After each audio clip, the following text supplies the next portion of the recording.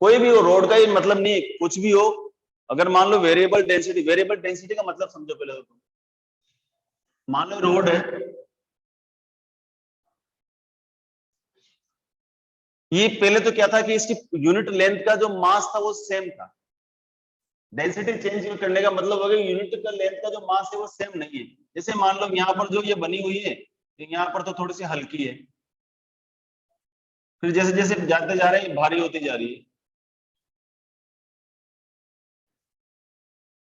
ये भारी होती जा रही है यहां से यहां तक ही, और भारी हो गई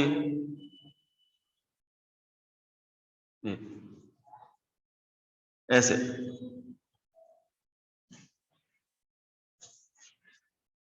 ठीक है ना?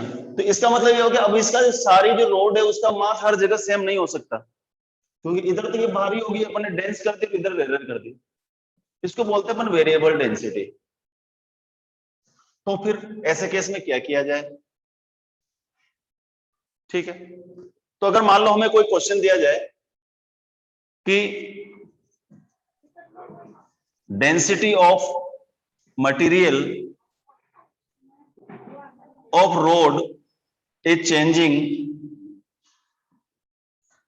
As lambda is equal to kx। इसका मतलब एक्स एक्सिस पर इसकी जो डेंसिटी लगातार चेंज होती जा रही है, तो इस केस में इसका सेंटर ऑफ मास कहां लाई करेगा? पहले जो इसका सेंटर ऑफ मास लाई कर रहा था, यहां पर अपन ने एल लेंथ ली थी इसकी, तो लेमडा सीधा सीधा आ गया था एम बाई एल। लेकिन अब हम लेमडा एम बाई एल नहीं लिख सकते, क्योंकि मास पर यूनिट लेंथ सेम नहीं है, डिफरेंट है। तो फिर क्या करें ऐसे केस में? इस केस में क्या करना पड़ेगा अपन को? लीनियर मास डेंसिटी को चेंज करना पड़ेगा। ठीक है, तो XCM is equal to integration के एक्स डीएक्स, के x dm divided by integration DM.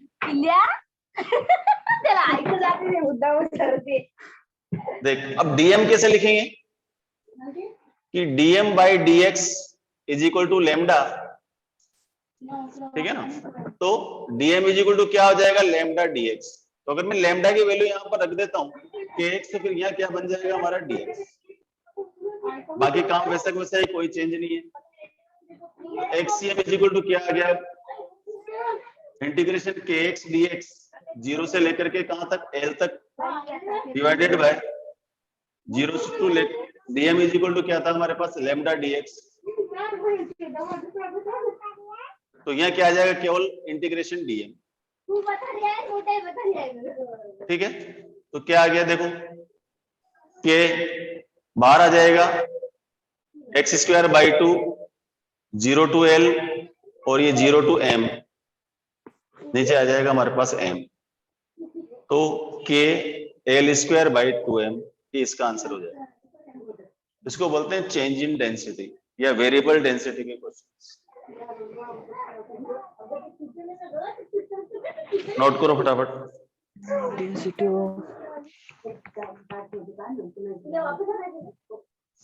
ये किसी के घर से बाहर से आवाज आ रही है। जय कदम, माइक्रोफोन ऑफ कर देना।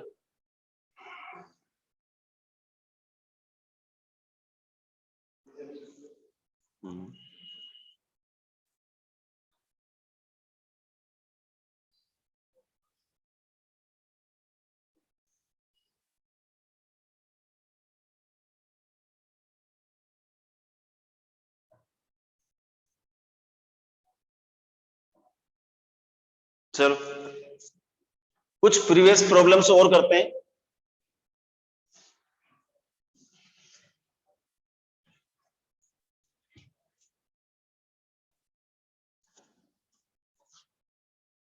एक क्वेश्चन आया था सीओएम के ऊपर नीट में।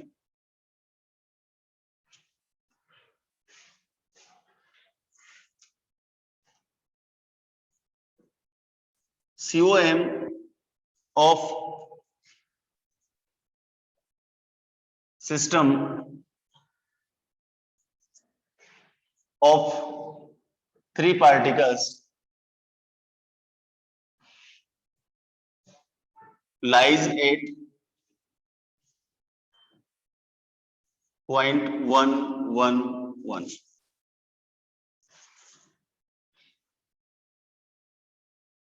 When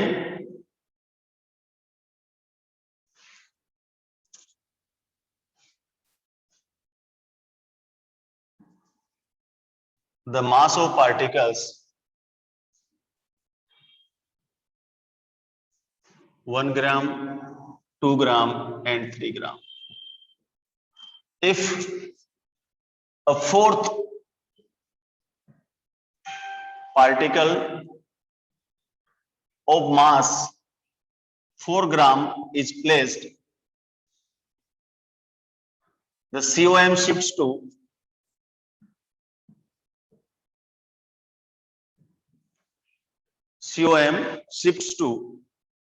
origin. The position of fourth point is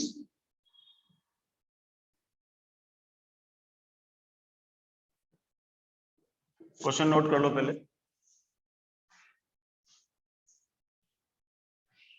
जब सिस्टम में 3 पार्टिकल्स थे 1 ग्राम 2 ग्राम 3 ग्राम, तो सेंटर ऑफ मास 1 1 1 पर लाई कर रहा था। जैसे एक फोर्थ पार्टिकल रखा अपने 4 ग्राम का, सिस्टम का COM 000 पर चला गया, यानी कि ओरिजिन पर चला गया, तो फोर्थ का पोजीशन क्या था?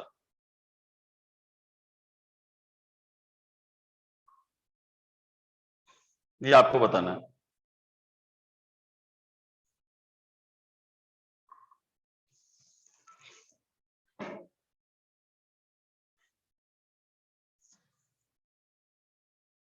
देखो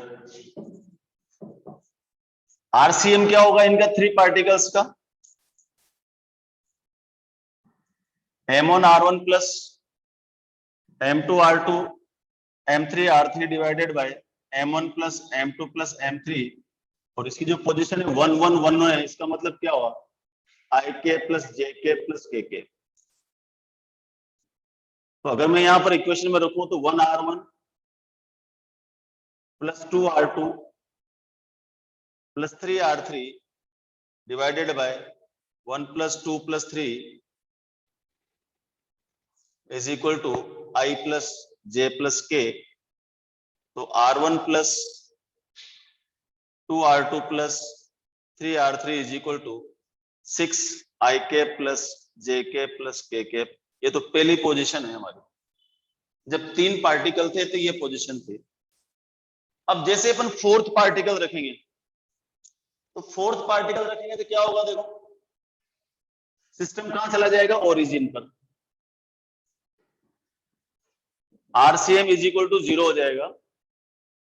M1 R1 M2 R2 M3 R3 M4 R4 divided by 1 plus 2 plus 3 या M1 plus M2 M3 M4 is equal to 0। इसका मतलब 1 R1 plus 2 R2 plus 3 R3 plus 4 R4 is equal to 0। तो 4 R4 is equal to minus में R1 plus 2 R2 plus 3 R3, R1 plus R2 plus 3 R3 का जो हमें value दे रखी है इतनी, तो क्या हो जाएगा? 4 R4 divided by minus 6 IK plus JK plus KK। 4 नीचे वाला करके डिवाइड कर दो और इसकी पोजीशन निकाल दो।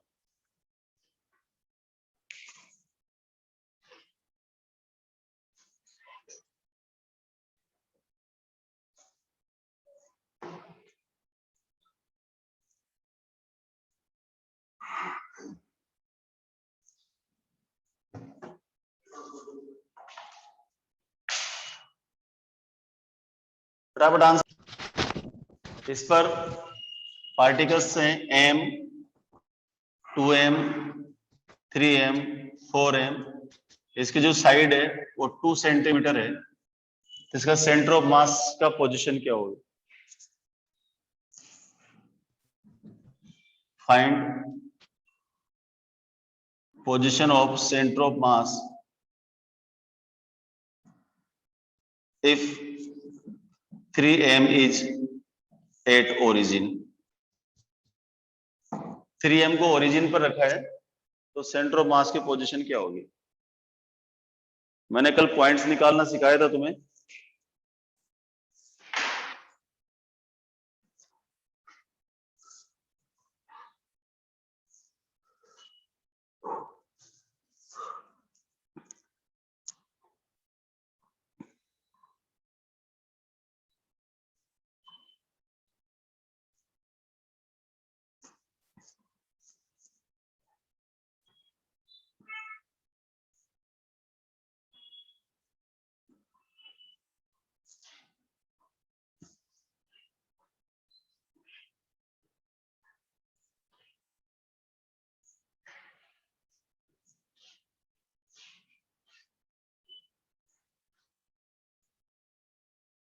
पॉइंट्स निकालिए जल्दी से।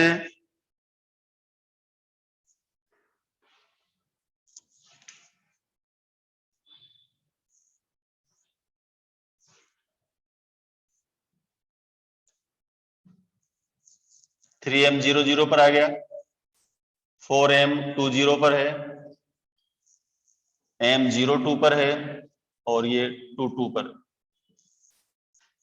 ये हो गया तुम्हारा x1 y1, x2 y2, x3 y3, x4 y4।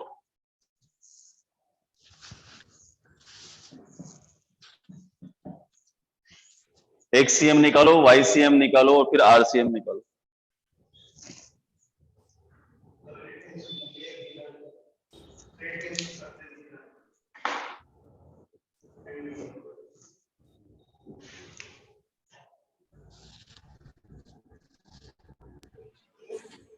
Six by 5, 3/5 आ गया।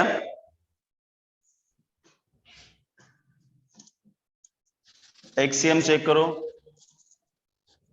M1 x1, M2 x2, M3 x3, M4 x4 divided by M1 plus M2 plus M3 plus M4।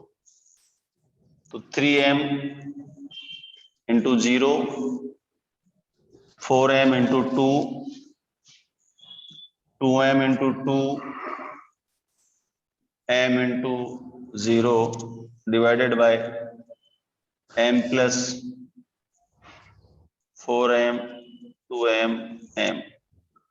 ये 0 हो गया, ये 0 हो गया, 8 और 4 12m, 4 7 2 9 1 10। 1.2 आ रहा है क्या? देखो XCM 1.2 आ रहा है। हाँ सर वही आ रहा है।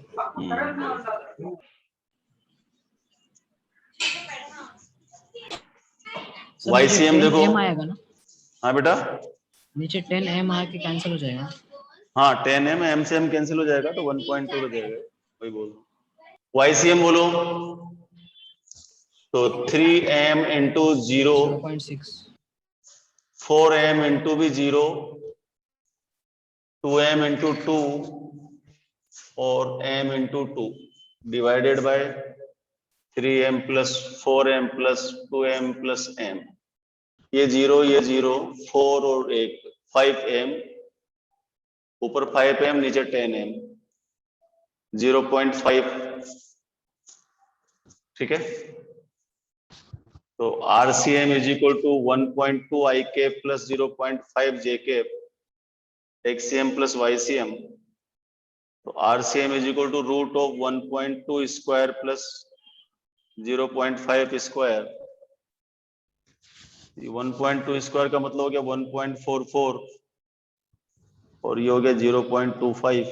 तो रूट ऑफ 1.69, 1.69 का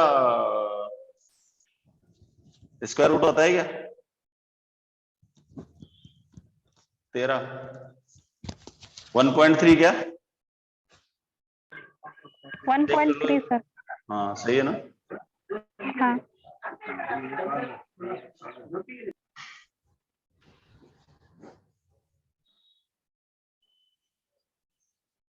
सर लास्ट का वो 2m आएगा ना सर? YCM में लास्ट को जो मतलब फोर्थ। ये क्या हाँ। m है ना बेटा? हाँ तो 2m है ना, तो तो 2 हाँ, तो और आपने 4 बोला 6, हाँ 6 आएगा ये, 6m आएगा, मैंने गलत लिखा है शायद, हाँ ये 2m और 4m, 6m, तो 0.6 कर दे इसको, 0.6 करेगा तो 0.36 हो गया ये, तो 0.6 का स्क्वायर 0.36, अब इसका स्क्वायर रूट नहीं निकलेगा बेचारे का, क्या करें, 6 और 4 10, 1 4 4 8 1 1 2, 2.80 नहीं, 2.80 नहीं, 1.80, 1.80 का रूट बताओ, नहीं छोड़ दो कोई दिक्कत नहीं।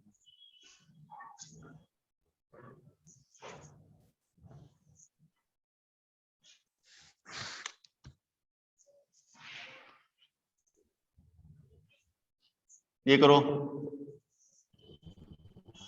सिस्टम ऑफ 3 पार्टिकल्स, ये 2m है, ये 4m है और ये 3m है, इसकी साइड है 5 6 और find position of COM if 3m is at origin, origin पे वो किसी को भी डाल सकते हैं, ध्यान रखना, जिस ओरिजिन पे डालते हैं उसमें कोऑर्डिनेट 0 0 कर दो, बाकी को जो जहां पे है वही ले जाओ, करो फटाफट फुर्ती से।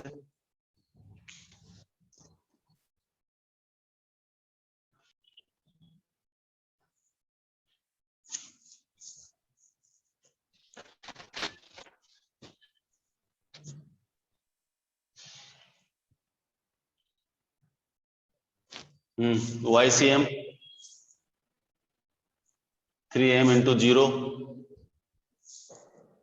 4m into 0 और 2m into 3√3 डिवाइड बाय नीचे तो वही आएगा 9m, 2 तो 0 हो गए, ये हो गया 6√3 m, सही लिख रहा हूं देख,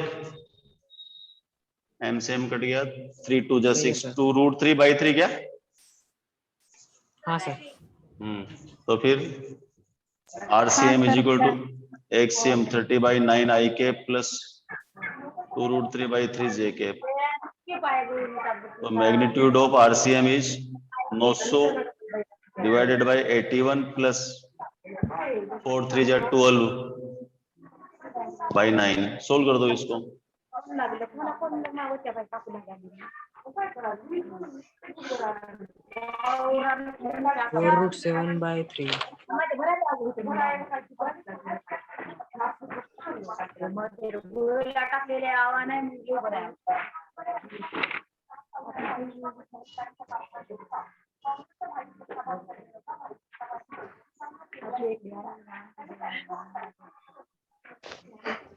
हो गया भाई,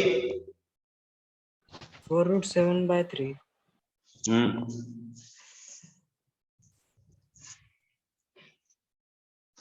नेक्स्ट लिखो, चलो याद तो रहता है तुम लोगों को, इसका मतलब ना पुराना पूछता हूं तो पता लग जाता है, एक और करो बेटा, 3 particle each 2 gram, 3 particles each 2 gram are placed at 2 2 2 2 minus 2 2 2 2 minus 2, find position of center of mass,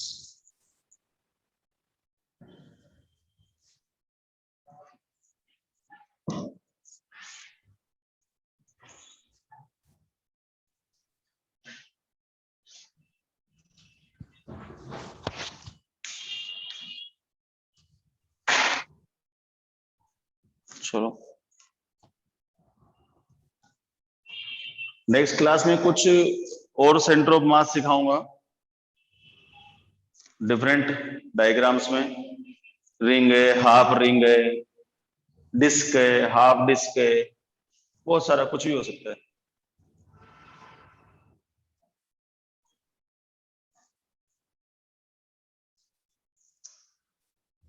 करके बताओ ये क्वेश्चन, लास्ट क्वेश्चन आज का, करके बताओ जल्दी, फिर अनस्टेबल आ गया। ये इस क्लास में आते आते तो है ना जो दिक्कत हो जाती है, उसको बोलना कि यहां तक आते आते है ना साढ़े M2 भी 2 ग्राम है और R2 2I cap minus 2J cap plus 2K cap है। M3 भी 2 ग्राम है और R3 इज इक्वल टू है 2I cap 2J cap minus 2K cap. ठीक, तो RCM आ गया M1 R1 तो 2I plus 2J plus 2K plus 2I minus 2J plus 2K plus 2I plus 2J minus 2K 2 plus 2 plus 2 2 सब में common है और एक 2 और कॉमन है, तो 4 अगर मैं बाहर ले लूं इसमें से, 4 अगर बाहर लूं तो क्या बचेगा देख, आई कैप प्लस जे कैप प्लस के कैप प्लस आई कैप माइनस जे कैप प्लस के कैप प्लस आई कैप प्लस जे कैप माइनस के कैप डिवाइडेड बाय 2 2 4 2 6। तो एक जे से एक जे कैंसिल हो जाएगा, एक के से एक के कैंसिल हो जाएगा, तो ये आ गया हमारे पास 2 आई कैप 2 आई कैप नहीं 3 आई कैप प्लस के कैप प्लस जे कैप। देखो चेक करो मेरा सही है कि तुम्हारा सही है। 3 आई कैप प्लस जे कैप अकेला है, के कैप भी अकेला है और नीचे हो जाएगा 3 आई 3 आई जे अकेला करेक्ट है सर जे। आंसर। करेक्ट है ना? बस इसका वो मैग्नीट्यूड निकाल देंगे, 2/3 को बाहर रहने देंगे, √3 square plus 1 square plus 1 square. तो कैसे भी घुमा फिरा करके इसके ऊपर क्वेश्चन बन जाता है। ठीक है, कल वापस फिर टफ पार्ट लूंगा इसका, रिंग का, ट्राइंगल का, होलोकोन का, उन सबके अपने सेंटर ऑफ मास निकालेंगे कल। डिफरेंशियल इंटीग्रेशन एक बार रिवाइज कर लेना तुम लोग, ताकि दिक्कत नहीं आएगी। ठीक है। Okay sir.